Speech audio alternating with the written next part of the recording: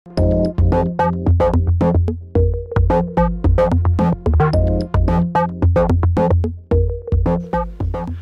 góðan daginn, góðir fundargestir.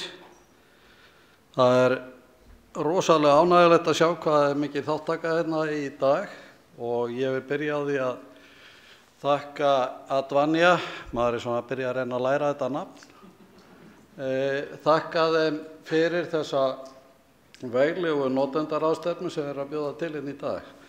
Og svona miðað við að horfa á klukkuna þá sé ég að mér hefur rausnarlega verið úthlutaðar 2 mínútur því að við áttum 20 saman. En aðeins, ég tók líka eftir því þegar að var að kynna dagskrána, þá var hann að byrja með eitthvað mjög tæknilegt og flott. Svo átti Gunnar að tala og síðan var rosalega spennandi fyrirlestrar. Menn verða bara að túlka það eins og þið vilja. En ég hafði mjög gaman af þessu myndbandi sem þið voru að sýna, mjög skemmtilegt. Og því miður þá hef ég nú ekki upp á neitt svona að bjóða. En aftur á móti ef þið viljið þá get ég sýnt ykkur 7 framhaldsþætti sem voru í sjónvarpinu hérna í síðasta mánuði. Og ég neita því ekki, ég gerir ráð fyrir að þekki allir meira og minna efnið. En fyrir svona opinbera skrifstofublokk eins og mig, þá var þetta manni dálítið þungbært, svo maður sé nú bara alveg hreinskilinn. En ég ætla aðeins að fara í gegnum þetta mál og ég neita því ekki að ég svolítið eftir á svolítið hugsi og hef ákveðnar áhyggjur af íslensku þjóðfélagi ef fréttaflutningur almennt í landinu með þessum hætti. Að ríkissjónvarp allra landsmanna skuli bjóða upp á fréttaflutning með því tægi sem að við gengum hér í gegnum, sem þykjust þekkja svolítið til málsins. Nú, það var þannig einn mánudagsmorgun fyrir 2 mánuðum síðan, þá hringdi í mig úr Kastljósi og mér sagt að ég eigi von á traktoringum þá kvöldið. Og lítið annað sagt. Og síðan settist maður niður með popcorn kvöldið við sjónvarpið til að sjá hvað þeir væru að fara í gegnum. Og ég neita því ekki að mér algjörlega blöskraði það sem var boðið upp á. Og í fyrsta lagi að þarna voru þeir með stolin gögn úr Ríkisendurskoðun og í öðru lagi gögnum sem Ríkisendurskoðun hafnaði algjörlega sem mjög ófaglega unnum gögnum. Og þetta var skýrsla sem ég hafði reyndar séð og ég hreinskilnislega lagði hana bara til hliðar þegar ég var búinn að sjá hana og hugsaði sér svo að þetta eitthvað sem að þeir eiga eftir aldeilis að leggja mikla vinnu í. En svona, ég ætla nú ekki að lesa allt sem stendur hérna, en það voru svona ákveðnar upphrópanir sem mér fannst eiginlega skín í gegnum þetta allt saman og að við hefum farið verulega fram úr fjárheimildum, þetta var alveg ógeðslega dýrt, uppfyll ekki kröfur, við hefum átt að kaupa allt annað kerfi en við keyptum, öryggið í algjörum mólum, jafnvel að ríkisreikningur væri bara rangur, það var nú ekkert minna. Og síðan varðandi útgáfu 12 sem var farið í árið 2010 að hún hefði farið 2-falt fram úr áætlun og hvaðan fekk Fjársýslan peninga til að borga þetta allt saman sem hafði nú farið svona langt fram úr. Og það sem mér fannst ekki síður slæmt var það fyrir okkur þessa opinberu starfsmenn. Við erum ekki með mjög marga málsvara og yfirleitt hefur það nú verið þannig í gegnum tíðina að þingmenn og Alþingi, ekki síst fjárlaganefnd sem við vinnum töluvert með, þeir hafa yfirleitt staðið með okkur. En í þessu tilfelli hafa þeir töluður aldrei við okkur, heldur tóku allt sem stóð í þessu skýrsludrögum sem þetta var allt tekið upp úr og tóku það sem stóra sannleika í málinu. Og allt bara átti að vera satt og rétt og þetta var lesið upp í Kastljósi með þvílíkum Hamlet tilþrifum að maður bara hafði bara ekki heyrt annað þess. Og þetta með þingið, það olli mér töluverðum vonbrigðum. En það var jafnvel haldið fram að menn hefur verið að blekkja þingið þegar að kerfið var keypt, sem alveg fráleitt. Það var farið í gegnum allt með þingmönnum og alla tíð hefur verið rætt við þá, fengna fjárheimildir og nánast alltaf hefur kerfið verið innan fjárheimilda. Og meira segja 2-3 síðustu ár, þá hefur verið afgangur sem að hefur verið skorinn af fjárveitingum. Og þingið alltaf upplýst. Síðan varðandi útboði var rétt kerfi valið. Í okkar huga hefur aldrei verið neitt vafa á því, en það voru ekki allir samfærðir á sínum tíma og það þýddi það að þetta endaði í málaferlum og við gengum í gegnum þungbær málaferli, bæði í héraðsdómi Reykjavíkur og síðan í Hæstarétti. Þar var það bara staðfest að við hefðum valið það sem við gátum ekki annað valið þetta kerfi, en það vorum við ánægðir með valið. Það var sem sé Hæstaréttardómurinn. Nú, það var alþjóðlegur samanburður í þessum skýrsludrögum og hann var í rauninni alveg hlægilegur. En þar voru birtar tölur frá Danmörku sem standast bara alls ekki nokkurn samanburð. Og meira segja var gengið svo langt að þeir reiknuðu niður kostnað á íbúa á Íslandi og í Danmörku. Og ég hugsaði bara, Guði sé lofa að þeir völdu ekki Kína. En síðan öryggismálin, ég meina þau eru auðvitað má alltaf gera betur og við höfum aldrei haldið því fram að við varum með fullkomið kerfi, frekar en nokkurt annað kerfi. Nú, útgáfa 12, það var heill þáttur hann og sagt, þetta átti að kosta 130 milljónir en það fór tvöfalt fram úr 260. Það alveg rétt, þetta fór töluvert fram úr áætlun. Þetta átti að vera 13.500 tímar en það fóru 22.000 tímar í það. En það þýddi ekki það að ríkið var að borga það. Að litlu leyti þurfti fjársýslan að viðurkenna ákveðið hluta af þessu en restin lenti á Advanja. Guði sé lof. En þetta það sem ég vildi segja og mér fannst athyglisvert það var alltaf verið að segja þetta alveg rosalega dýrt.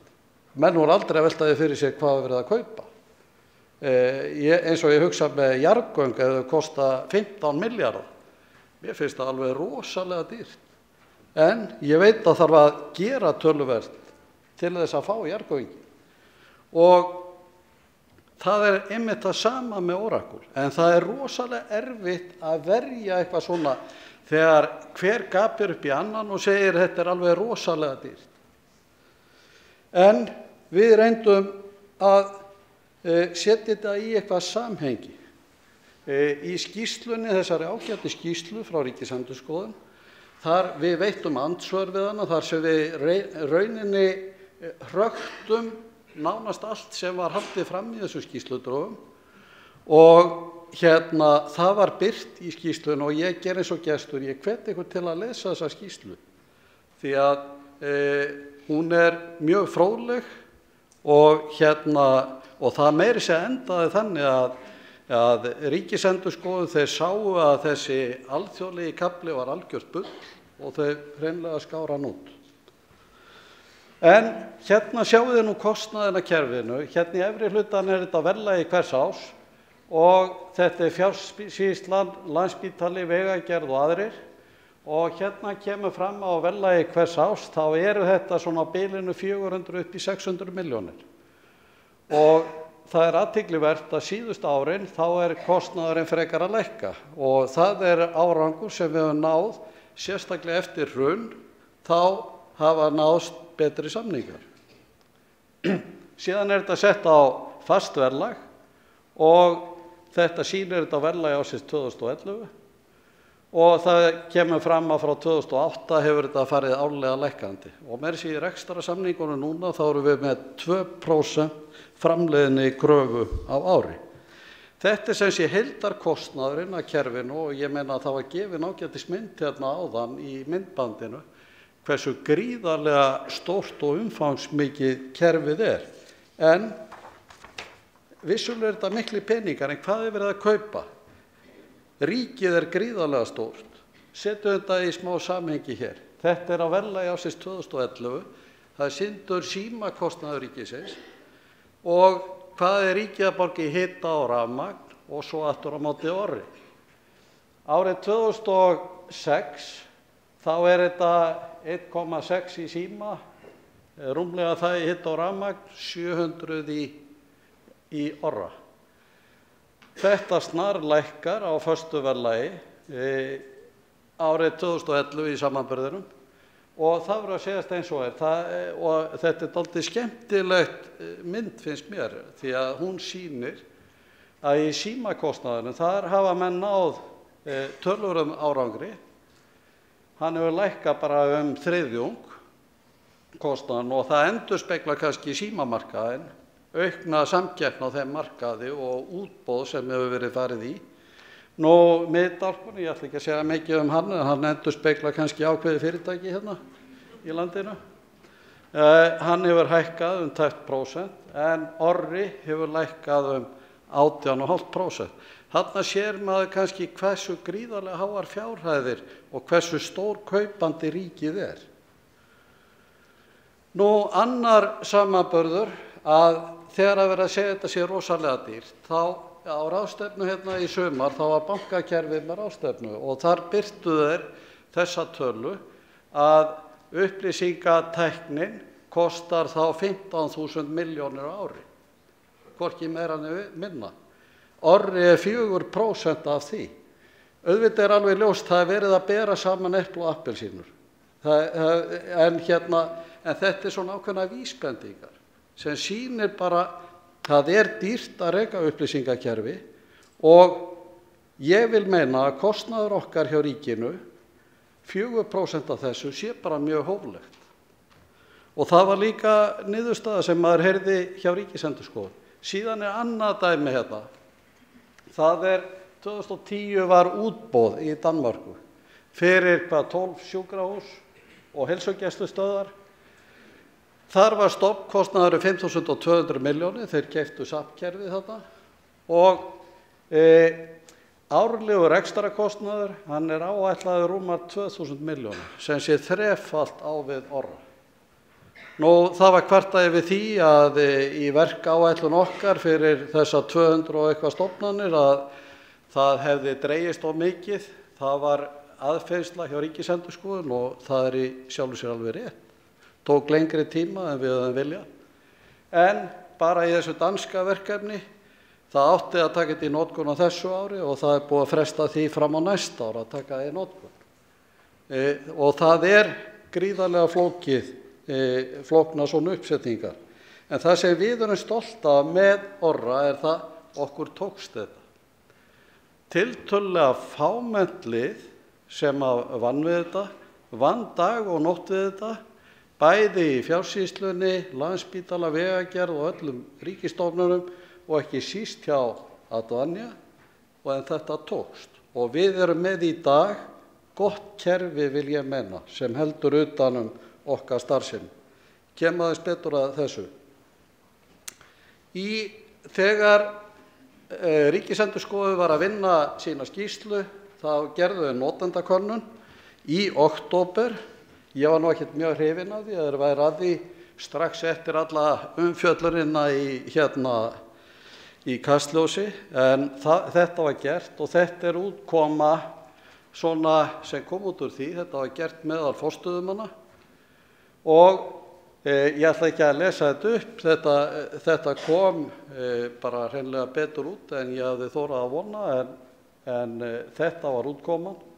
En Það sem var beint til okkar í fjársýslunni árið kannski 2 síðustu liðirnir og við vorum spurð hreinlega hvað ætlið þið að gera varðandi leiðbeiningar, fræðslu, námskeið, þar þurfið að bæta ykkur og ég er sammála því.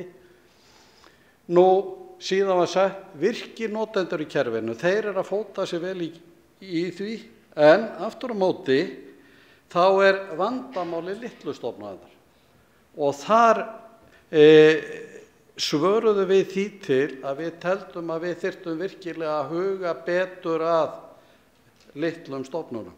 Og það má kannski segja eftir svona aðför eins og við orðið fyrir að hún er ekki alls slæm.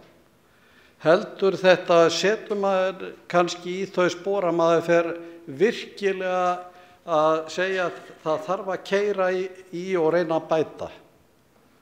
Og þannig eigum við að nýta þetta, reyna að virkja þetta okkur til góðs.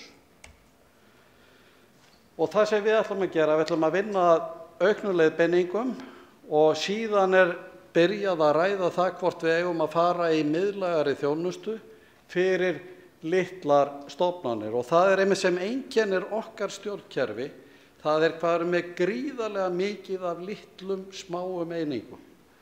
Eins og bara færri en 10 starfsmenn, það ótrúlega marga stofnanir og meira að segja með einum starfsmanni. Þetta er náttúrulega bara hlægilegt. En því miður þá það ekki að minnka þessar litlu stofnanir. Þó að þessi búið að tala um þetta í mörg ár, þá reyndin sú, það alltaf verið að búa til litlar stofnanir. Og hugið að því, stofnanirnar í dag eru 213, þar eru 65% með færri en 50 og 73% með færri en 70 starfsmenn. Og þetta sá hópur sem ég held að við verðum að byrja núna á því að huga sérstaklega að og reyna kannski að létta af þeim í bókhaldi, launaafgreiðslu, greiðslu reikninga en á móti að reyna að tryggja stjórnendur þessara stofnana, tryggja þeim góðar skýrslur til þess að stjórna sínum stofnunum. Og þetta eitthvað sem við hyggjumst reyna að vinna sameiginlega með stofnunum. Þetta allavega uppleggið eins og við lögðum það og þetta verið að skoða í ráðuneytinu. Og mér finnst svona frekar jákvæðar viðtökur við því. En það sem ég vildi bara segja að lokum, ég held að kerfið, það standi núna þannig, við erum búin að leggja gríðarlega vinnu í það að reyna að bæta kerfið og gera það öflugra, en ég held maður verða að segja sér svo, miðað við þessar niðurstöður, að það sem okkur vantar kannski dálítið, það að reyna að bæta fræðsluna, námskeiðahald og annað slíkt. Við þurfum að huga betur að notendunum og það það sem við hyggjumst gera í framhaldinu. Nú með þessu þá vil ég bara þakka kærlega fyrir mig. Takk.